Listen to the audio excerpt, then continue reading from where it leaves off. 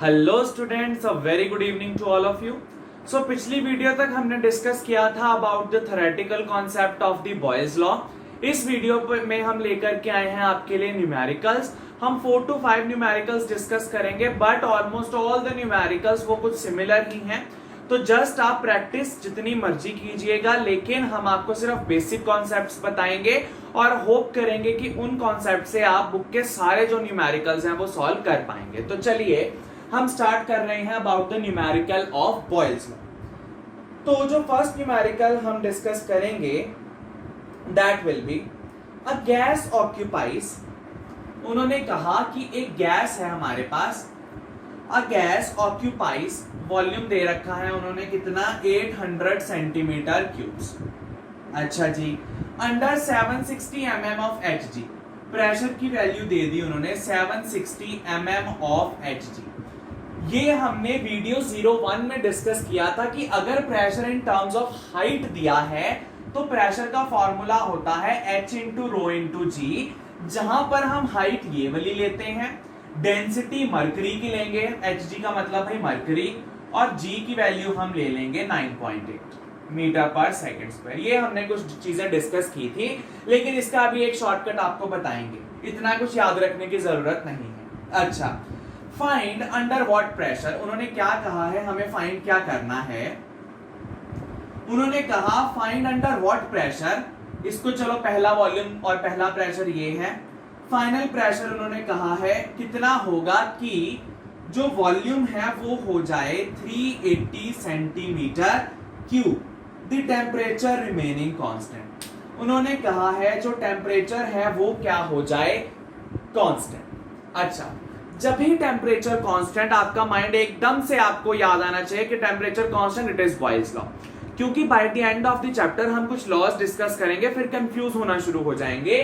लेकिन जब उन्होंने यही लाइन कह दी कि टेम्परेचर क्या है, कांस्टेंट, फिर तो बल्ले बल्ले भाई। जो हमने गैस लॉ अभी तक डिस्कस किया है वो है बॉयल्स लॉ, हम आगे जाके चार्ल्स लॉ भी डिस्कस करेंगे, गैस इक्वेशन डिस्कस करेंगे। तो अभी तक तो आपको पता है कि एक ही लॉ है, लेकिन जब टेम्परेचर कांस्टेंट आ गया तब आपको पता है कौन सा लगेगा, बॉयल्स लॉ। बॉयल्स लॉ कहता क्या है कि volume is inversely proportional to pressure, ये कह लो, या पीवी क्या है, कांस्टेंट, प्रेशर इनटू वॉल्यूम क्या आ जाएगा, कांस्टेंट। अच्छा, यहां पर पहला प्रेशर दिया है, पहला वॉल्यूम दिया है, दूसरा प्रेशर पूछा है, दूसरा वॉल्यूम गिवन है, तो हम ये वाला फॉर्मूला सिंपली लगा पाएंगे, पीवी इक्वल्स टू कांस्टेंट, यानी कि प्रोडक्ट पहले और प्रोडक्ट बाद में क्या रहेगा, कांस्टेंट। प्रोडक्ट पहले और प्रोडक्ट बाद में क्या रहेगा, कांस्टेंट। अच्छा भाई, प्रेशर की बात करें, मैंने कहा प्रेशर का फॉर्मूला है H इंटू रो इंटू जी, यहां पर पुट कीजिए H1। भाई हाइट वेरी करेगी ना, तो डेंसिटी मरकरी की वेरी करेगी ना G की वैल्यू। भाई H1 तो वैसे ही रहेगा जो H1 इन्होंने दिया हुआ है। डेंसिटी मरकरी की ये तो नहीं है कि वॉल्यूम बढ़ने से डेंसिटी बदल जाएगी, बिल्कुल भी नहीं, डेंसिटी उतनी ही रहेगी। जो हमारे पास ग्रेविटी है वो भी एक जगह पे क्या रहती है, कांस्टेंट। अच्छा, इनटू पहला वॉल्यूम उन्होंने दे दिया 800, पहला उन्होंने वॉल्यूम दे दिया हमें 800 सेंटीमीटर क्यूब। अच्छा, इक्वल्स टू दूसरा प्रेशर उन्होंने पूछा है हमसे, दूसरा वॉल्यूम उन्होंने दे दिया हमें 380 सेंटीमीटर क्यूब। अच्छा, अब मुझे बताओ जो दूसरा प्रेशर है वो भी इसी फॉर्म में आएगा, H इंटू रो इंटू जी। अगर पहले वाला H इंटू रो इंटू जी में, तो दूसरे वाला भी। अच्छा, तो इंटू 380 तो लगा रहने देते हैं वॉल्यूम। अच्छा, प्रेशर की वैल्यू सिर्फ हाइट में बदलेगी, क्योंकि ना डेंसिटी बदलेगी ना जी। भाई डेंसिटी तो मरकरी की अभी भी उतनी ही रहेगी और जी भी उतना ही, सिर्फ क्या बदल जाएगी, हाइट। यहां पर 760 है, वहां पर देखते हैं क्या हाइट आती है। अच्छा जी, अब ध्यान से सुनो भाई, रो जी और रो जी तो दोनों साइड पे हमेशा हर एक न्यूमेरिकल में कट जाएंगे। रो इंटू जी यहां पर भी, रो इंटू जी वहां पर भी कट जाएंगे। तो यानी कि हमें क्या सिर्फ लेनी है, आप सिर्फ हाइट लेकर के भी न्यूमेरिकल्स सॉल्व कर सकते हैं।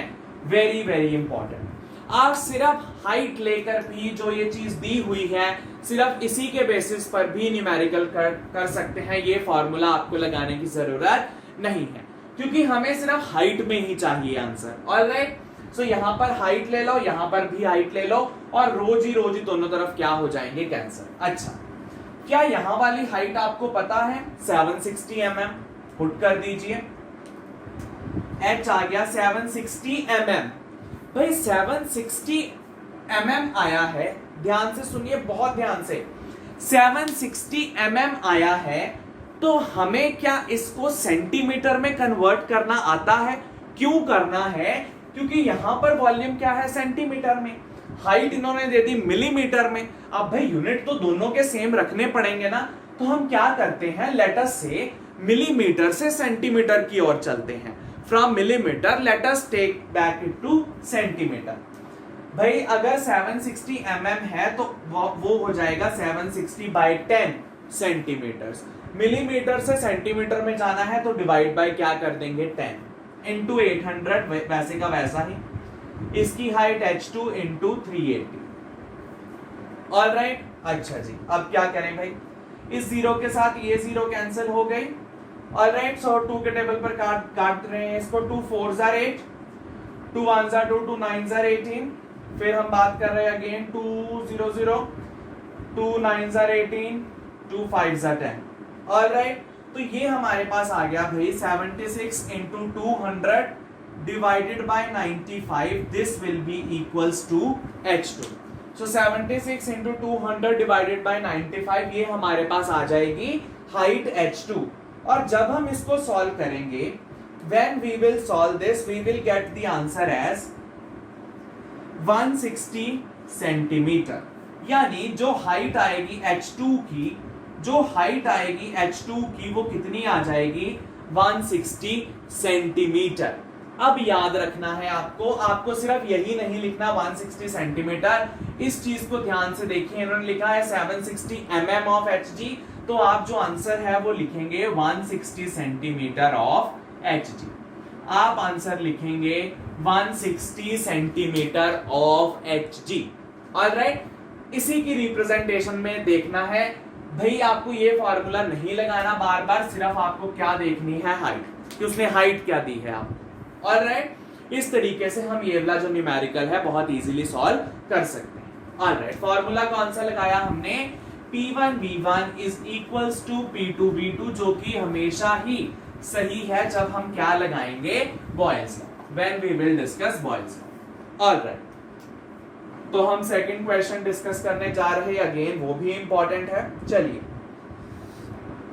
तो जो सेकंड क्वेश्चन है वो क्या है, कहते capacity of one cylinder, capacity का मतलब volume, volume of first cylinder उन्होंने दे दिया, कितना है भाई, 4 dm cube, and that of the other, so volume of second cylinder वो उन्होंने दे दिया 1 dm क्यूब। अच्छा जी, the pressure in the first cylinder, भाई इसका जो प्रेशर है that is 560 mm of hg, मतलब ये हाइट है और रो इंटू जी हमने लेना ही नहीं। And that in the second is, इसमें 1000 mm hg। भाई यहां पर भी देखो, वॉल्यूम कम हो गया तो प्रेशर बढ़ गया, यहां पर हाइट 560 है, यहां पर क्या है 1000। अच्छा, both of these cylinder are containing carbon dioxide, इसमें भी कार्बन डाइऑक्साइड है इतने वॉल्यूम का और इतने प्रेशर का, इसमें इतने वॉल्यूम की और इतने प्रेशर की क्या भरी हुई है, carbon dioxide. What will be the final pressure, what will be the final pressure in either cylinder on opening the tap if the temperature remains constant।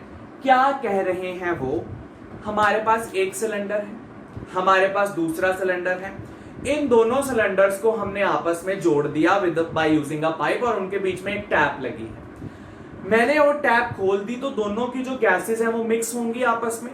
तो बताइए, जो पहला सिलेंडर है इसका चेंज में, इसका वॉल्यूम में क्या चेंज आएगी और इसके वॉल्यूम में क्या चेंज आएगी। Let me read the statement again, volume पूछ रहे हैं, सॉरी प्रेशर, इसके प्रेशर में क्या चेंज आएगी और इसके प्रेशर में, obviously volume of the cylinders तो कांस्टेंट ही होंगे भाई। सिलेंडर का वॉल्यूम 4 dm क्यूब और इधर सिलेंडर का वॉल्यूम 1 dm क्यूब, तो वो पूछ रहे पहले सिलेंडर में प्रेशर में क्या वेरिएशन आएगी, दूसरे सिलेंडर के प्रेशर में क्या वेरिएशन आएगी। चलिए, तो पहले सिलेंडर की बात करते हैं। फॉर फर्स्ट सिलेंडर, पहले सिलेंडर की बात करें तो इसमें भी भाई टेम्परेचर कांस्टेंट उन्होंने दिया हुआ है, तो pressure P1 V1 equals to pressure P2 V2, यानी पहले जो प्रोडक्ट था वही बाद में रहेगा।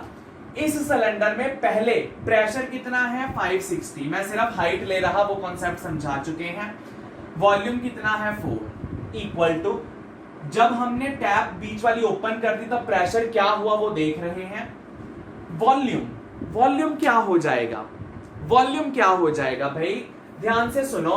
वॉल्यूम, अब ये वाली गैस सेकंड सिलेंडर वाली गैस उधर जानी शुरू हो गई, यानी टोटल वॉल्यूम क्या हो गया 5, 4 इधर से, 4 तो उसके पास पहले ही है, और वो भी टैप खोल दी तो वॉल्यूम वो भी सारा उधर को जाएगा ऑब्वियसली। तो 4 प्लस 1 विल बी 5, तो फाइनल वॉल्यूम क्या हो गया 5। भाई टैप बीच वाली खोल दी, उधर वाली गैस भी उधर को जाने की कोशिश करेगी, 4 इधर पड़ा है, 1 DM क्यूब वाली गैस इधर जाने की कोशिश करेगी, तो फाइनल वॉल्यूम क्या हो जाएगा 5। तो बताइए भाई प्रेशर क्या है, तो बताइए प्रेशर क्या है।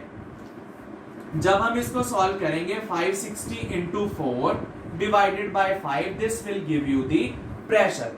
पहले सिलेंडर का फाइनल प्रेशर आ जाएगा आपके पास P2 की फॉर्म में। अच्छा कर ही लेते हैं। सो 5 1 5, 5 1 5, 5 2 10, 4 2 8। सो जो हमारे पास प्रेशर आया this is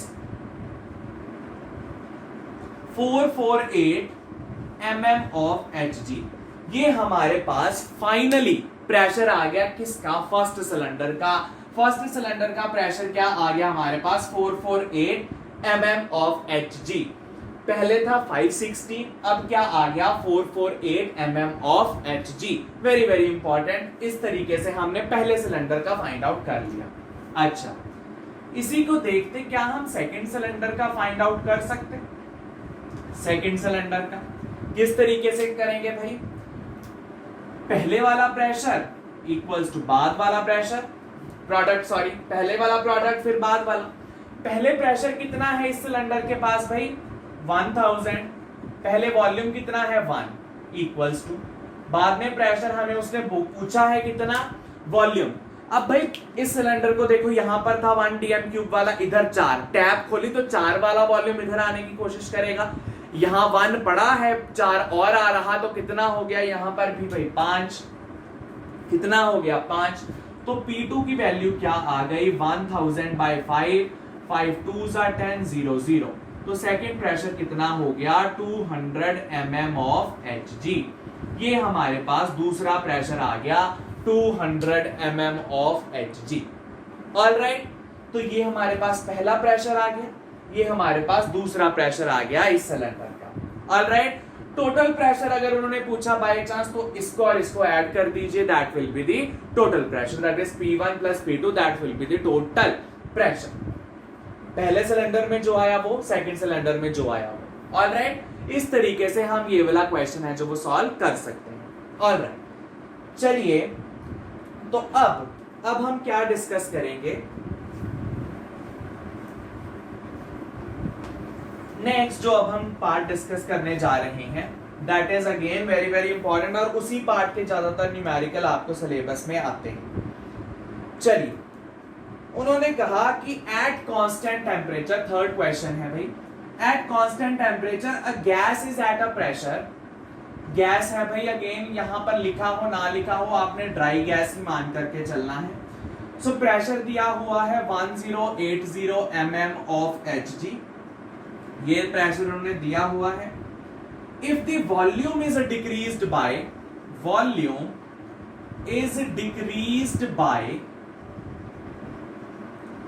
40%, volume is decreased by 40%, find the new pressure of the gas।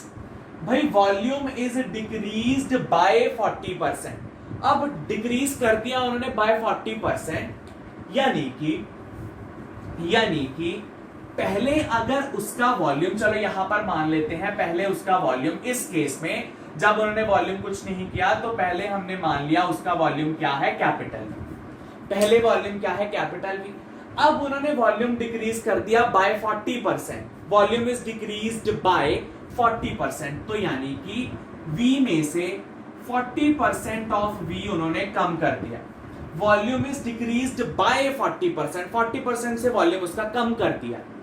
तो क्या होगा भाई, V माइनस 40% ऑफ V मतलब 40V bye 100।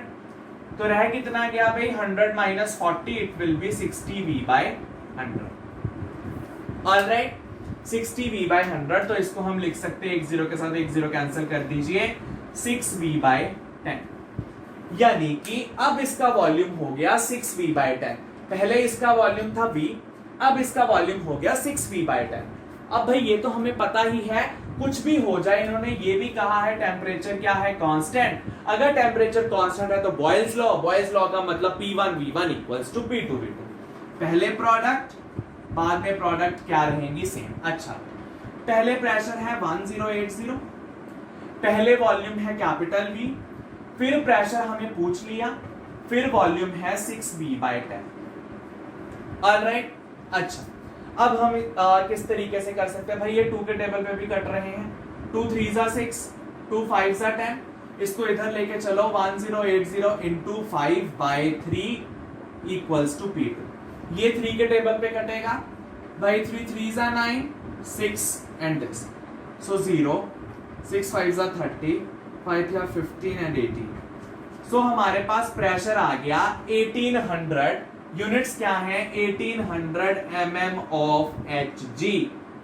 Very very important question भाई, वॉल्यूम इज डिक्रीज्ड बाय 40%, मतलब पहले से 40% कम कर दिया उन्होंने वॉल्यूम, ये आ गया नया वॉल्यूम।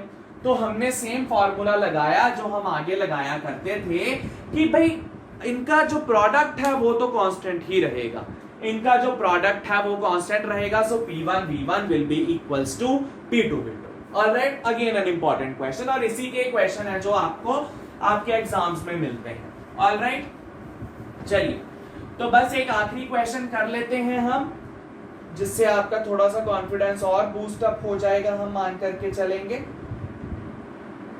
चलिए, let us find out. Okay, at a constant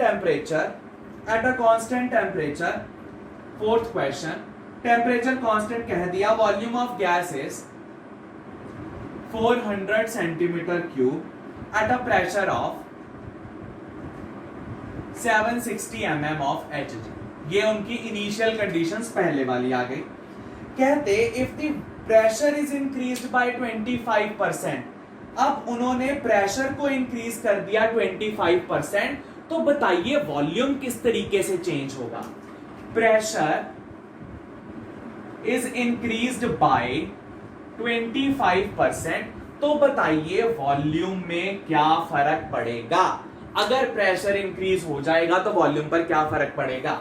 अच्छा भाई, ये उन्होंने इनिशियल कंडीशन दे दी, फाइनल में उन्होंने कहा कि प्रेशर क्या हो गया, 25% बढ़ गया। पहले प्रेशर है 760 mm ऑफ Hg, अब प्रेशर इनिशियल से इतना बढ़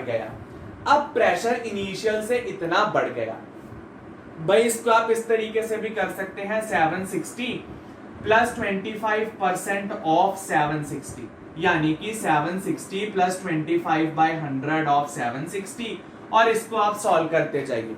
ऑलराइट, लेकिन ये चीज थोड़ी सी टिपिकल हो जाती है, तो इसको ये चीज ना करते हुए हम मान लेते हैं इसका प्रेशर P है, 760 को मैंने मान लिया P, इनिशियल प्रेशर उसका P है, तो जो फाइनल प्रेशर P2 है ये भाई 1 वाली कंडीशन है, चलिए इसको P1 मान लीजिए। ऑलराइट, तो P2 क्या हो गया, P1 में मैंने 25% ऑफ P1 ऐड कर दिया, P1 में मैंने 25% P1 बढ़ा दिया, तो इसका एलसीएम लोगे भाई 100 आ जाएगा, तो ये कन्वर्ट हो गया 125 बाय 100 P1। तो P2 क्या आ गया हमारे पास, 125 बाय 100 टाइम्स P1, ये आ गया भाई। अच्छा जी, अब हमें वॉल्यूम पता करना है, इसकी दोनों चीजें आपको पता है, इसकी एक चीज पता है, दूसरी चीज आपको फाइंड आउट करनी है।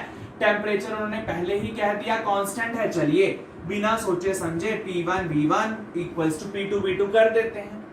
P1 को चलो P1 ही रहने दो, P1 को P1 ही रहने दो, इनटू V1 वॉल्यूम क्या आ गया 400, P2 क्या आ गया 125/100 इंटू P1 इंटू V2 क्या है वो फाइंड आउट करना है। अब देखो, अगर बाय चांस आप यहां पर इसकी वैल्यू लिख लेते 760 तो आपका आधा टाइम वो कैलकुलेशन करने में गुजर जाता। अब आपने P1 लिया है तो आपको कुछ लेना देना ही नहीं इस वाली कैलकुलेशन से, और यहां पर आपका स्टेप इजी हो गया, P1 के साथ P1 कैंसिल। ऑलराइट, चलिए तो अब हमारे पास आ गया, अगर हमें V2 निकालना है तो भाई ये तो सिंपल मैथ V2। ऑलराइट, इसको सॉल्व कर लीजिए। 5 2s are 10, 5 2s are 10, 5 5s are 25, again 5 5s are 25, 5 4s are 20, 8 5s are 40, 8 4s are 32। तो जो फाइनल वॉल्यूम हमारे पास आ गया वो क्या आया 320 सेंटीमीटर क्यूब।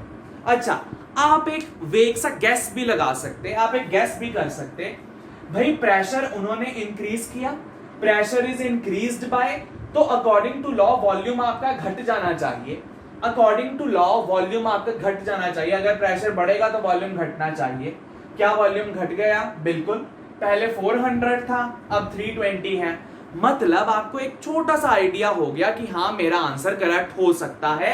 अगर भाई बाय चांस आपका वॉल्यूम बढ़ जाता तो इसका मतलब आप कहीं ना कहीं गड़बड़ी कर चुके हैं, आप कहीं ना कहीं गड़बड़ी कर चुके हैं। ऑलराइट भाई, एक और छोटी सी मैं चीज बता दूं, अगर बाय उन्होंने कहा है इट इज इंक्रीज्ड बाय 25%, तो आप पहले में 25% ऐड करेंगे। कई बारी आपको आ गया, सपोज उन्होंने कह दिया volume is increased to 3 times the initial, volume is increased to 3 times the initial, तब वॉल्यूम जो है, चलिए कर ही लेते हैं वो वाला क्वेश्चन भी, उस टाइप का भी एक क्वेश्चन कर ही लेते हैं, बिकॉज वो भी आ जाता है और आप कंफ्यूज हो जाते हैं। बाय का मतलब है पहले में गिवन में 25% और ऐड करना है। अच्छा, उन्होंने कहा कि पहले इसका प्रेशर P है और वॉल्यूम इसका V है।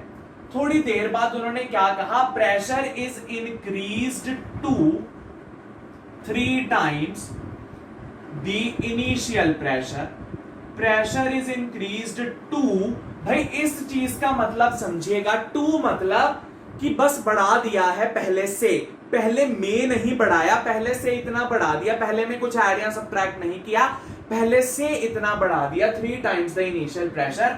मुझे बताइए फाइनल वॉल्यूम क्या होगा, और गिवन उन्होंने कह दिया टेम्परेचर क्या है, कांस्टेंट। गिवन उन्होंने कह दिया टेम्परेचर क्या है, कांस्टेंट। चलिए ये प्रेशर P1 मान लीजिए, ये वॉल्यूम V1, ये वाला प्रेशर P2, इसको हम कह देते हैं V2। अच्छा, इसकी बात सुनिए, P2 is equals to 3 times the initial pressure is increased to 3 times the initial, मतलब P2 जो है वो तिगुना है पहले प्रेशर से, वो तिगुना है पहले प्रेशर से, ना कि पहले प्रेशर में तिगुना ऐड कर दीजिए, बिल्कुल नहीं भाई, तिगुना ऐड नहीं करना, बस तिगुना कर दिया है उन्होंने। ऑलराइट, सो 2 का मतलब उतना कर दिया है, बाय का मतलब पहले में उतना ऐड करो, इंक्रीज्ड बाय मतलब पहले वाले में और ऐड कीजिए, इंक्रीज्ड टू मतलब बस उन्होंने दूसरा बढ़ा दिया है।